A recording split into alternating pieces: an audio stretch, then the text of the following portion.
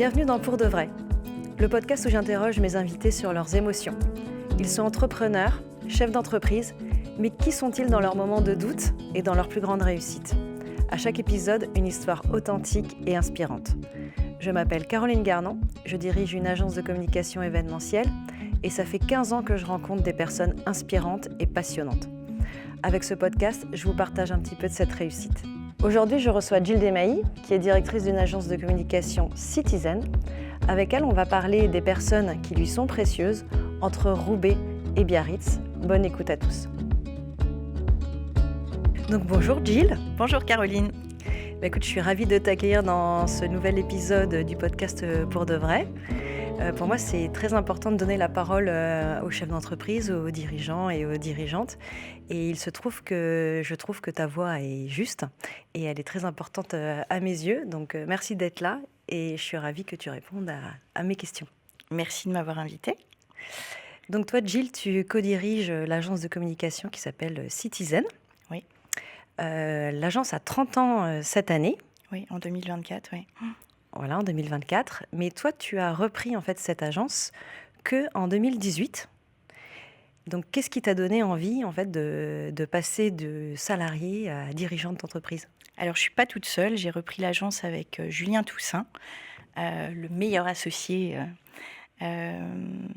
pour moi. C'est un projet en fait qui a été finalement porté par notre ancien dirigeant qui était Daniel Rey, un ancien journaliste qui a fait naître Citizen et qui l'a fait vivre pendant pas mal d'années.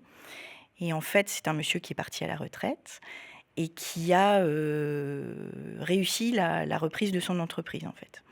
Donc pendant les 2 années qui ont précédé son départ à la retraite, il a vraiment levé le pied, il a vraiment laissé ses collaborateurs prendre les rênes de l'agence. Donc c'était essentiellement Julien Toussaint et moi, les commerciaux à cette période-là. Et en fait, l'histoire était relativement simple, c'est que quand on vend une entreprise qui n'a pas de matière première, c'est que de la matière grise, c'est les hommes et les femmes qui font la valeur de l'agence, les clients aussi évidemment. Mais en fait, il y a tout un processus qui est un audit, en fait, qui associe à la réflexion les collaborateurs, on va dire, les plus importants dans le business de la boîte. Et donc, Julien et moi avons été audités par le cabinet de reprise de l'époque. Et ça a fait naître, en fait, des intentions d'entrepreneuriat que je n'avais pas du tout. Julien peut-être un peu plus, mais on n'en parlait pas spécialement. Et en fait, le fait de voir que la valeur de l'entreprise reposait sur nos épaules à tous les deux, y compris les autres collaborateurs évidemment, mais que finalement on était nous les commerciaux qui faisions le business et qui participaient activement au rayonnement de cette boîte, eh ben, je me suis dit que c'était certainement l'occasion de tenter l'aventure ensemble, parce que encore une fois, ça aurait pu être qu'avec Julien. Mais c'est-à-dire que tu as été repérée en fait pour reprendre la suite ? Non, pas du tout. J'ai été identifiée comme étant un élément dans l'agence qui pouvait être apporteur de richesse finalement dans la valeur comptable de combien vaut Citizen. Julien également, tous les collaborateurs qui étaient dedans, nos clients. Mais Daniel m'avait identifié comme étant une personne à auditer pour que le cabinet puisse mettre une valeur derrière le montant de rachat finalement. Okay. Et donc nous, on était simples salariés, mais on était quand même des moteurs dans le business de l'agence. Donc on décrochait les contrats, on participait à toutes les recommandations stratégiques, les clients nous étaient fidèles, etc. Et comme tu n'as pas de matière première, de stock ou de ta valeur, c'est les hommes et les femmes qui constituent l'entreprise en fait. Donc là, on s'est dit que finalement, ça valait peut-être le coup de partir dans cette aventure ensemble. Donc du coup, la condition, c'était de le faire, oui, mais avec Julien. Ah bah oui. Ok. On est trop complémentaires. Très bien. Et comment on passe justement de ce statut de salarié à dirigeant, est-ce que c'est un processus qui est plutôt long, que tu as cheminé, que tu as mûri, Mmh. ou est-ce qu'il y a un jour où tu t'es dit, bon allez, maintenant j'arrête de réfléchir, faut y aller quoi. Ouais. Je crois qu'on était hyper engagés, déjà pour Citizen, on était très corporate, on partageait vraiment les valeurs de cette entreprise, parce qu'on aurait très bien pu effectivement, décider de quitter Citizen et de monter notre boîte, tous les 2. Donc non, je pense que l'engagement était vraiment sincère et que ça faisait des années en fait qu'on travaillait pour cette boîte et qu'on en partageait les valeurs. Donc ça a pas trop, posé de soucis. Ce qui était plus compliqué, pour moi, comme Julien, hein, c'était vraiment ce côté, responsabilité, qui nous du coup nous vampirisait, dans notre quotidien je dis pas qu'un salarié n'est pas responsable, bien au contraire, mais il y a quand même cette, et Dieu merci, cette légèreté au moment de fermer la porte du bureau, de se dire: «Bon, Oui, c'est ça. maintenant stop, je passe à autre chose». C'est vrai que quand tu es dirigeant d'entreprise, tu le fais pas ça. Mais du coup, Enfin moi je le fais pas. tu avais conscience à ce moment-là de l'ampleur de la tâche, ou on t'a formé à ça, ou tu l'as découvert? J'en avais conscience, mais je pensais pas que ça serait si dur à gérer finalement. D'accord, Mais j'étais pas surprise. oui. Mon mari est également, dirigeant d'agence, donc je voyais très bien ce que ça pouvait représenter. Mais par contre, je m'attendais peut-être pas à ce que ce soit aussi lourd.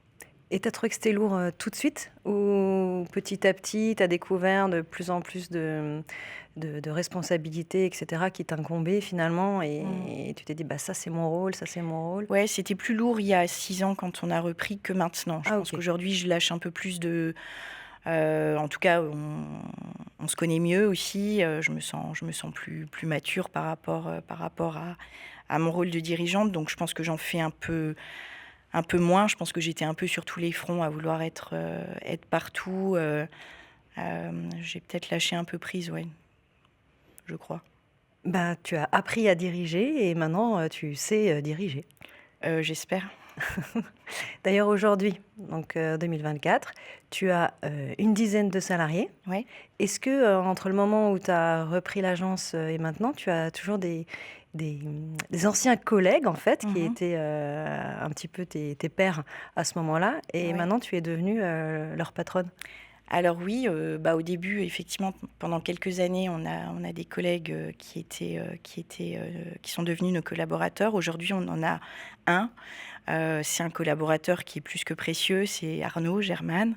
Heu, on a calculé l'autre jour, je crois que ça fait 25 ans qu'il est chez Citizen. Excellent. Et alors comment tu gères, ou comment tu as géré, en fait, cette, différence de posture Ouais. entre, le moment où tu arrives le lundi matin, voilà, je te raconte, mon Mmh. week-end, Et ben, je crois que j'ai pas trop changé. Je leur OK. raconte toujours mon week-end, Ouais, même s'ils en ont rien à faire. Non, je crois que j'ai pas trop changé. Peut-être que c'est plus, Arnaud non plus a pas du tout changé son attitude vis-à-vis de nous.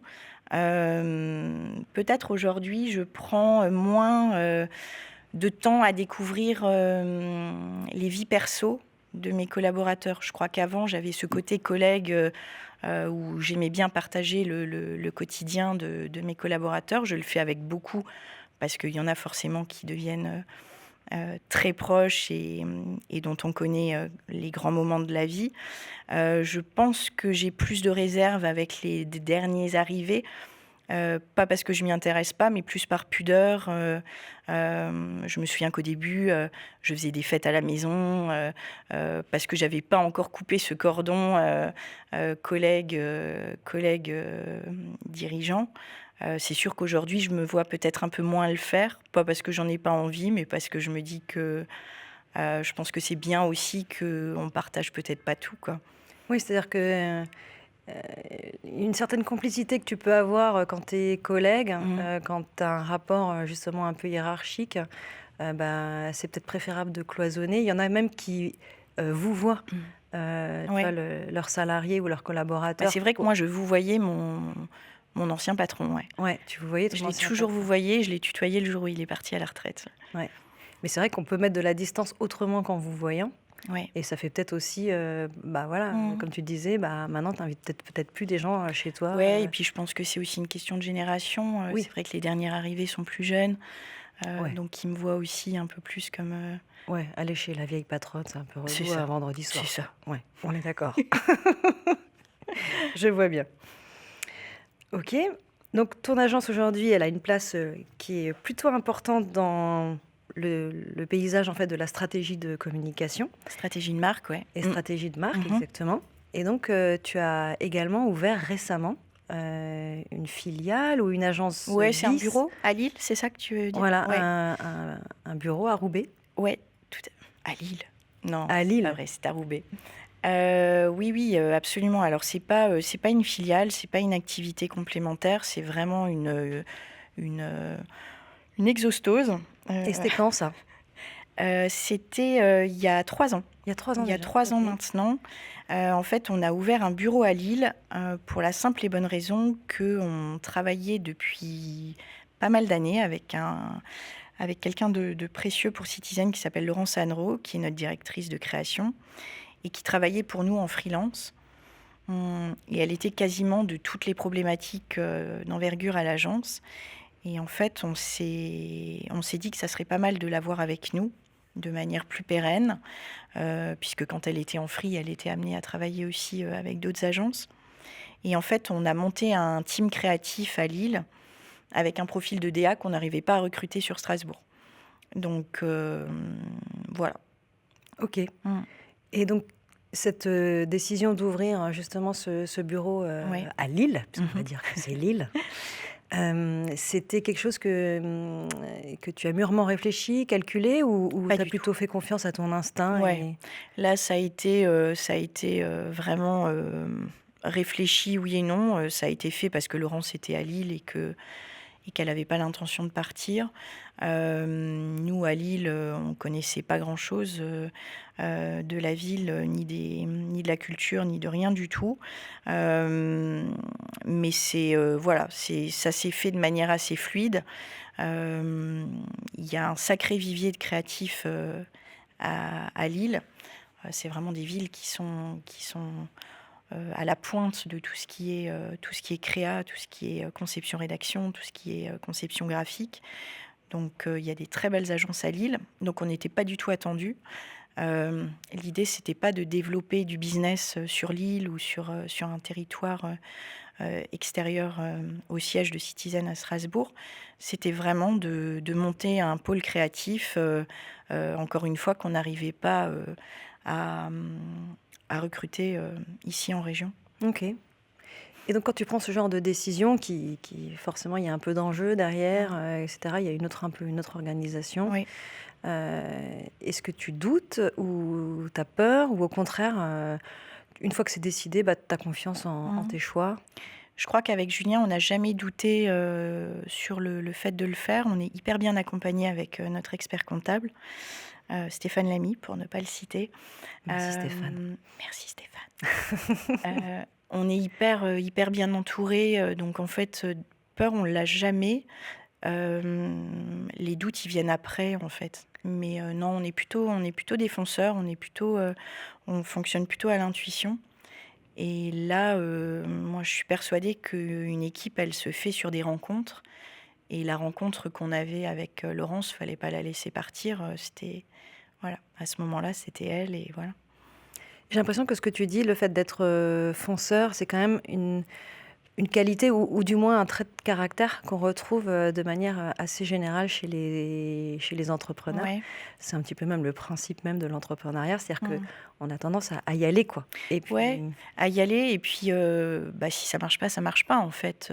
Et je sais pas si dans 2 ans ou même dans 6 mois, on en sera toujours là. En tous les cas, je pense qu'il faut y aller. Et c'est vrai que quand on devient entrepreneur, on a des choix à faire. Ils sont pas toujours bons, mais je pense qu'il faut pas se poser les questions, sinon c'est une perte de temps, en fait. Là, la problématique, c'était on ne recrute pas, on n'a pas de profil à recruter à Strasbourg. Quelle est la solution pour très rapidement retrouver la pertinence créative qu'on doit avoir. Donc ça a été de recruter là où il y avait des talents, quoi. Oui, c'est-à-dire qu'on décide, mais tu l'as dit, là, si ça marche pas, c'est pas grave. Ouais. Mais donc, du coup, il y a forcément des fois où ça marche pas, parce que Ouais. le risque, il y a finalement que les dirigeants qui les prennent. Oui. Et justement, quand ça marche pas, quand tu te plantes, Ouais. comment tu réagis? Genre, tu t'effondres ou au contraire, tu apprends de tes erreurs? Enfin, Ouais. Alors moi, je suis quelqu'un qui pleure beaucoup. Donc team oui, il pleurnicheur. m'est déjà arrivé de pleurer de colère, d'échec. Mais je touche du bois. On n'a pas eu de grosses plantades. On n'a pas eu de grosses plantades. On a des insatisfactions, on a des doutes tout le temps, souvent, et je pense que c'est normal, mais on n'a pas eu de gros échecs. Ouais. Ok. Mais comment tu gères justement ces moments de doute, par De exemple? doute. T'essaies Là, de c'est vraiment l'avantage d'être associé à quelqu'un avec qui on est un vrai binôme professionnel, parce que quand je doute, en général, Julien doute moins, et inversement. On a Clémentine aussi dans l'équipe, Clémentine Thibault, qui est hyper précieuse, avec qui on partage ces moments de doute. J'ai l'impression que moi, je reste jamais seule dans un doute, en fait. Oui, tu préfères en parler, Ah confronter oui, un moi petit je peu. parle. À toi d'ailleurs aussi. Aussi. C'est vrai qu'on s'appelle des fois avant 8h ou après 19h pour se dire comment on fait, comment C'est tu ça, réagirais, c'est qu'est-ce ça. que t'en penses. Ouais, non, c'est hyper important de parler, je Ouais. suis d'accord. Ok, et donc en tant que femme dirigeante, ce qu'on appelle aujourd'hui un peu girl boss, est-ce que tu penses qu'on a toujours besoin ou que c'est encore une nécessité aujourd'hui d'avoir des choses à prouver ou de faire plus, par exemple, qu'un homme pour être légitime un peu dans nos fonctions ou pas? Ouais, alors tu vois, moi, cette question, c'est typiquement la question que j'aimerais qu'on arrête de poser. Parce que je me dis que tant qu'on la pose, ça tend à prouver que les femmes ont encore du chemin à faire. Je pense qu'il faut... je remercie forcément toutes ces femmes qui ont permis que l'équilibre soit le plus présent possible dans toutes les situations, donc que ce soit au salaire, que ce soit sur des postes à responsabilité ou autres. Mais j'ai l'impression aussi que moi, j'ai pas envie de ça. J'ai pas envie qu'on me dise tiens, une femme dirigeante. En plus, je suis pas toute seule. Je suis avec un homme, donc c'est le tandem et la mixité parfaite. On a exactement le même salaire tous les deux.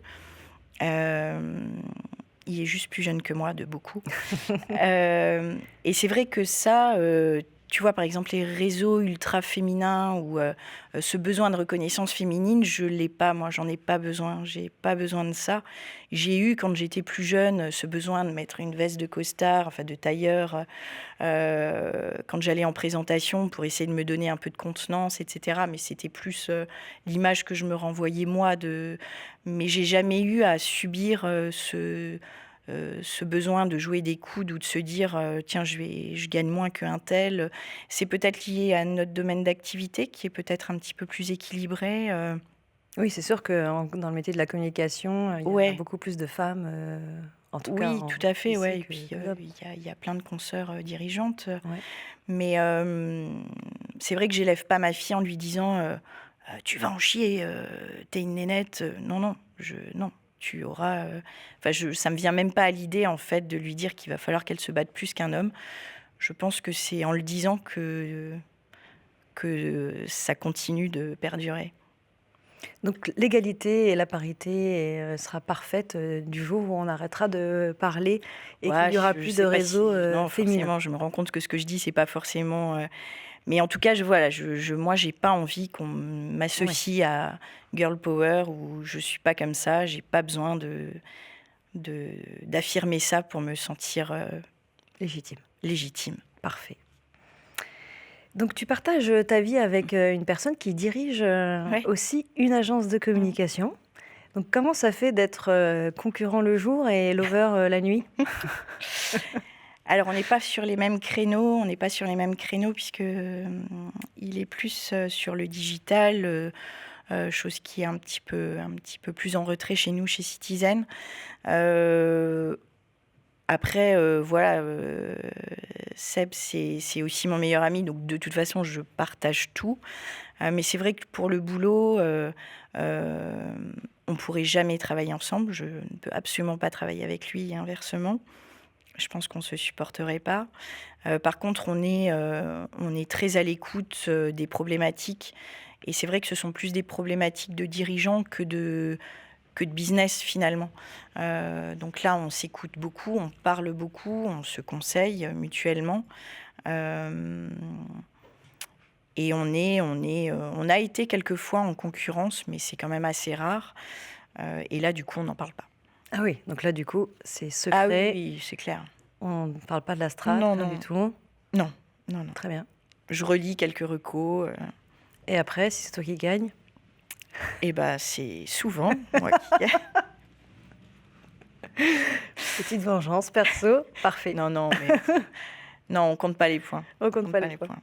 Non, c'est plutôt riche. Je trouve que c'est pas mal de pouvoir partager, mais par contre, on ne rentre pas dans le détail. On n'en parle pas tous les soirs, bien au contraire, quoi.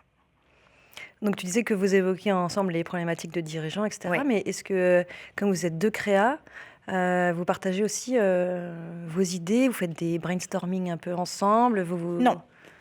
Non, on a forcément dans les mêmes loisirs d'inspiration, on va dire. Donc, on se nourrit. On a, je pense, à peu près la même culture. J'ai sa culture musicale parce qu'il n'aime pas la mienne. Mais la culture dans tous les sens du terme, forcément, le fait de partager la vie avec quelqu'un, on a des attraits qui se ressemblent, des affinités ou la manière de voir les choses qui sont forcément... qui se regroupent. Mais non, on ne travaille pas de la créativité de nos métiers ensemble. Il me demande s'il est en train de bosser sur un truc et que oui, il va me demander mon avis et peut-être inversement. Mais c'est pas pour faire avancer le projet, quoi. Oui. Ok. Et du coup, comment vous trouvez vos sources d'inspiration? C'est quoi ce qui vous nourrit, en fait, du coup? Ou toi, d'ailleurs, personnellement, c'est quoi ce qui te nourrit? Moi, ce qui me nourrit, je pense que c'est vraiment l'humain. C'est les rencontres, c'est la société au sens large du terme. Les voyages, énormément. Ouais, j'ai besoin de la culture de l'autre. Et donc, tu disais que quand vous rentrez, voilà, chacun, vous parlez de temps en temps du boulot, mais pas toujours. Est-ce que tu arrives à déconnecter facilement quand tu rentres chez toi, justement, le soir, ou quand vous partez en vacances, ou vous parlez encore un peu boulot? Non. C'est peut-être la chose la plus dure, c'est que je déconnecte jamais. Jamais? Non, je crois pas. Non, je crois pas. Et par contre, j'ai appris à beaucoup plus l'accueillir avec bienveillance. Non, je me rappelle qu'au début, quand je prenais des congés et que je lisais mes mails, ça me mettait en colère. Je me dis, mais c'est pas possible, j'ai 15 jours de vacances. Et en fait, aujourd'hui, je le vis différemment. J'accepte le truc, je lis mes mails, je bosse un petit peu. Et en fait, je suis beaucoup plus sereine après. Enfin, j'ai l'impression d'être moins dans la contrariété et dans cette dualité de tu dois couper et tu dois pas couper. Non, en fait, être dirigeant, c'est avoir quelqu'un en plus dans la famille, c'est fonctionner, c'est penser à cette société de manière permanente. Et je pense que l'âge et l'expérience fait que l'emprise n'est pas moindre, mais l'emprise est moins pesante. Moins pesante. Ouais. Tu arrives à mieux le gérer. Ouais. Tu trouves pas, toi? Si. Ah. Moi, j'arrive quand même un petit peu à déconnecter. Mais il me faut du temps. Ouais. Alors, je te dis ça, mais tu vois, par exemple, on était au Japon en février. Voilà, j'ai déconnecté tout de suite, quoi. Ouais. Mais parce que la culture est complètement différente. Le décalage horaire faisait que Oui. De toute façon, même si je lisais mes mails, j'étais en retard. Donc voilà, tout dépend. Mais c'est sûr que si tu prends un break là de 2-3 jours, Non, mais non, là, c'est impossible. Oui, impossible. Ok. Et donc, tu as 2 enfants. Oui. Et tu es très attachée À mes enfants, oui. Oui, ça, ok. Mais aussi à la formation des jeunes, des étudiants. Tu accueilles des alternants Oui. en fait à l'agence. Tu interviens dans les écoles Oui. également. Mhm. Et est-ce que tu es en phase justement avec cette nouvelle génération ou est-ce que tu penses que justement qu'il y a un décalage, que tu es un petit peu la fameuse boumeuse Je sur suis les bords? totalement la boumeuse et je suis hyper jalouse. Ils ont tout ce que j'ai pas réussi à avoir. C'est-à-dire? Ben, le fait de faire passer le bien-être de sa personne, la nécessité en fait de prendre soin de soi avant le boulot, avant toute décision, je les trouve hyper courageux par rapport à ça. Oui, mais ça, tu crois pas que c'est justement parce qu'ils sont encore salariés ou encore jeunes et que, en fait, tu dois quelque part un peu renoncer à ça quand tu es justement Non, je pense dirigeant? qu'ils sont vachement plus malins. Je pense qu'ils sont euh, beaucoup plus respectueux de leur personne, en fait. Oui, D'eux. c'est vrai que moi, j'adore faire du sport et j'ai toujours tendance à me dire j'en ferai quand j'aurai le temps ou Ouais, quand je serai en vacances. C'est-à-dire que ouais. je ne m'autorise pas à faire passer ça avant. C'est-à-dire que j'adorerais, par exemple, en début d'après-midi ou le matin, aller nager, etc. Mais en fait, je me l'interdis parce que je dois être à 9 heures à l'agence, Mhm. à 14 heures, etc. Et je me dis que, bon, finalement, voilà, je reste hyper tard le soir Ouais. bosser et que ça changerait rien du tout au boulot si je m'autorisais à faire certaines choses que peut-être que la jeune génération Ouais, en s'autorise fait, je pense davantage. qu'ils ont des... Oui, c'est ça, c'est qu'ils ont des priorités qui sont les bonnes. Euh, Après, là où je tombe pas tout à fait d'accord et où j'aime bien discuter avec les plus jeunes, c'est le côté engagement, justement, le côté engagement pour un boulot, pour une entreprise, pour un cursus scolaire. Je trouve que c'est peut-être là où Il y a un notre décalage. engagement était précieux. On en revient à ce que je disais, on était, Julien et moi, des salariés Mhm. très engagés, ce qui a fait de nous des entrepreneurs. Je ne dis pas que la jeune génération ne peut pas l'être, bien au contraire, mais il y a peut-être un peu moins d'engagement dans la tâche. Est-ce que c'est gênant? Je n'en sais rien. Est-ce que ça me manque parfois chez eux? Oui. Ouais. Je vois, c'est ce qu'on appelle plutôt une génération un petit peu où ils veulent multiplier les expériences Ouais. Et puis plutôt cette que... volonté de donner du sens dans tout, du sens dans le côté, voilà, l'utilité de ma mission professionnelle. Euh, je suis pas sûre en fait qu'il faille se poser ces questions euh, tout le temps Mhm. pour tout ce qu'on fait.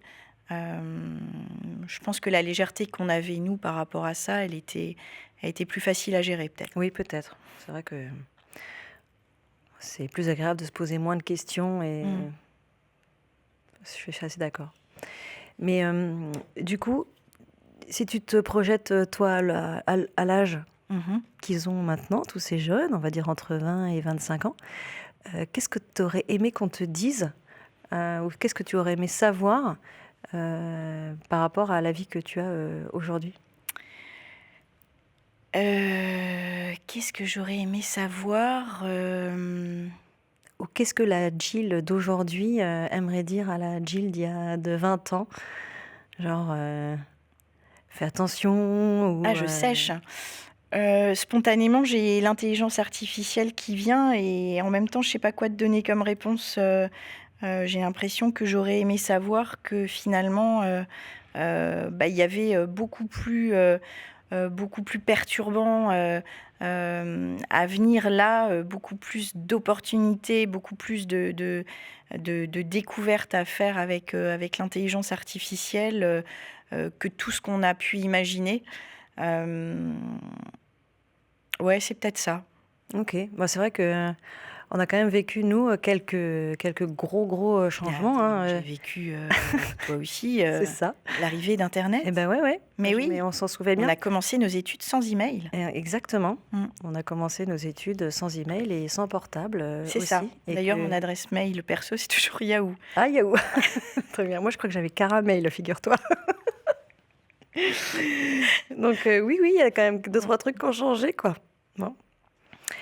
Eh ben, écoute, enfin, en tout cas, avant de terminer un petit peu ce podcast, puisque là, on arrive un petit peu au terme de l'émission, j'aimerais, aborder avec toi la notion de réussite, versus, impact. Mmh. Donc, je pense que, la réussite, c'est quelque chose d'assez personnel, Mmh. alors que l'impact, c'est plutôt quelque chose, une empreinte, une trace qu'on laisse, un Mmh. petit peu justement aux autres et pourquoi pas aux nouvelles Ouais. générations. Et donc, si on parle de réussite, est-ce que tu penses, toi, de ton côté, qu'aujourd'hui, tu as réussi? Ah ouais. Alors, oui, c'est hyper prétentieux, mais oui, parce que, c'est un métier que je voulais exercer depuis que j'ai 16 ans. Donc, ça a été assez simple parce que du coup, bah, quand tu as 16 ans, tu sais ce que tu veux faire, tu te perds pas, sur les bancs, de la fac, à tester des matières ou autres. Donc, ça, j'ai gagné vraiment du temps. J'ai qu'un bac+2, donc je suis fière de ça.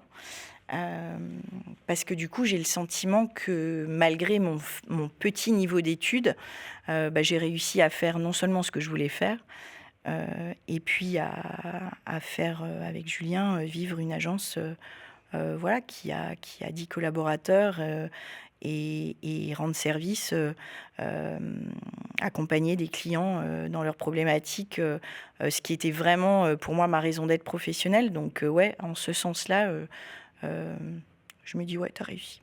Bah, c'est pardon. Bah, c'est peut-être ça justement ce que la Jill d'aujourd'hui pourrait dire à la Jill plus jeune, genre, Ah oui, vas-y, continue, ouais, fonce, tu vas y continue. arriver, Ouais, tu continue. vas réussir. C'est ça, je peux lui dire ça. Bon, écoute, Ouais. parfait, c'est un bel aboutissement et accomplissement en tout cas. Ouais. Et par rapport à cette notion, d'impact, D'impact. donc si on se projette, je sais pas moi, dans 20 ans, dans 25 Mhm. ans, quand on sera à la retraite et Mhm. qu'on pourra enfin faire du golf. Ah, du golf. Non, pas du Non. golf. Du tricot, hein. Ok, Joker. Non, mais du coup, qu'est-ce que tu aimerais, qu'on retienne de ton expérience, de ton management, de ton agence, Ouais. de toi, de tout Et ce que ben tu en laisses? fait, moi j'ai le sentiment, je sais plus qui m'avait dit ça quand j'ai démarré. Je me demande si c'était pas Brigitte Aumont, euh, qui m'avait rendu. Ouais, je crois que c'est Brigitte.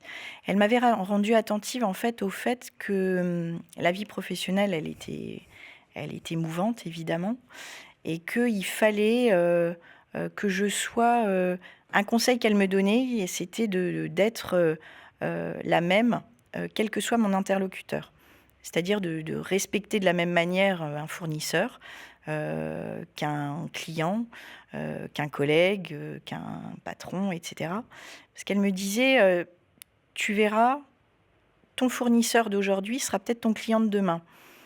Et fais bien attention à garder voilà, la relation saine et, et clean, en fait, quels que soient tes interlocuteurs. C'est pas parce qu'aujourd'hui tu es client et que. Parce que j'ai été 5 ans au Crédit Mutuel. Et quand. C'est exactement ça. C'est quand je suis partie de l'agence pour aller au Crédit Mutuel. Elle m'avait dit fais attention. Tu deviens cliente, continue de traiter les fournisseurs comme tu as toujours traité tes collègues, comme, voilà, de cette manière-là, vraiment tes relations avec, avec les uns les autres, il faut qu'elles soient bonnes parce que tu ne sais pas comment ça se passera. Et aujourd'hui, c'est vrai que quand je vais à l'IUT pour faire une intervention ou autre, je me dis, bah voilà, les jeunes personnes qui sont là, si ça se trouve demain, c'est des clients, si ça se trouve, c'est des collaborateurs, si ça se trouve, ça sera des futurs patrons, on ne sait pas. Donc c'est cet impact, c'est que je pense qu'aujourd'hui, il y a peu de gens qui peuvent se dire que je les ai maltraités ou que j'ai mal agi avec, Moi, c'est avec chouette. quelqu'un. Merci. Bah, je t'en prie. Donc, on va juste finir ce podcast avec 5 questions pour de vrai. Donc, le principe, Ça ouais. Le principe, c'est que, c'est sans filtre, Ok. sans triche. On y va? Donc, pour de vrai, à quoi as-tu dû renoncer pour arriver où tu en es? A du temps pour moi. Ok, pour de vrai, est-ce qu'il y a des moments où tu as pensé tout abandonner? Oui. Pour de Pas vrai. ma vie perso, ma vie pro. Ah oui, non, Oui. mais on est dans la vie. Ouais. Ah oui, d'accord. Mhm. Oui. Oui, toujours. Oui, toujours. Ok. La dernière fois où tu n'as pas su quoi faire? Ce matin. D'accord. C'est-à-dire que tu te retrouves par rapport à... Oui, tu te retrouves bloqué, tu te dis c'est pas possible. Voilà, donc tu pars boire un coup et puis tu reviens et puis c'est déjà plus clair. Mais oui, ça m'arrive tout le temps. Pour de vrai, quel est ton plus grand regret? Mon plus grand regret,